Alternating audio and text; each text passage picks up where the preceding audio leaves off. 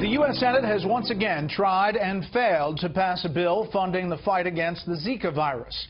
If you hear this story some places, you would perhaps think that only Republicans are to blame, but that is not true.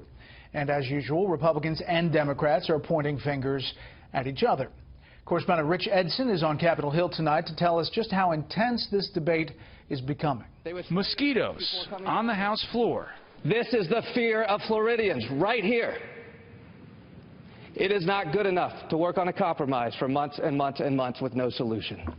The time for politics of Zika is over. Pushing the boundaries of acceptable congressional props, Florida Republican David Jolly presented to his colleagues about 100 mosquitoes from his home state capable of carrying the Zika virus. After a 7-week recess, Congress has returned to Capitol Hill, still divided on how to provide funding to counter the spreading Zika virus and its potential effects on unborn babies.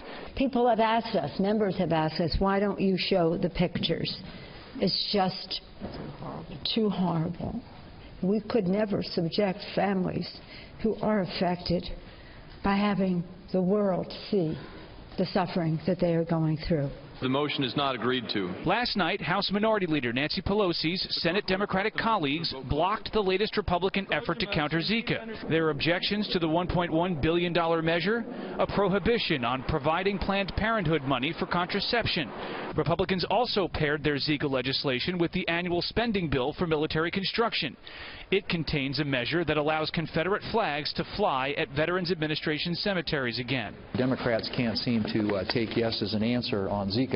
This is the third time now that Democrats have had an opportunity to vote on that issue, and obviously they chose the special interests that they have. Republicans have also pushed redirecting Obamacare funding towards Zika mitigation efforts. Despite the repeated rhetoric, senior lawmakers are hinting at a likely outcome, indicating they will include Zika funding in a massive spending bill designed to finance much of the federal government before its money runs out at the end of this month.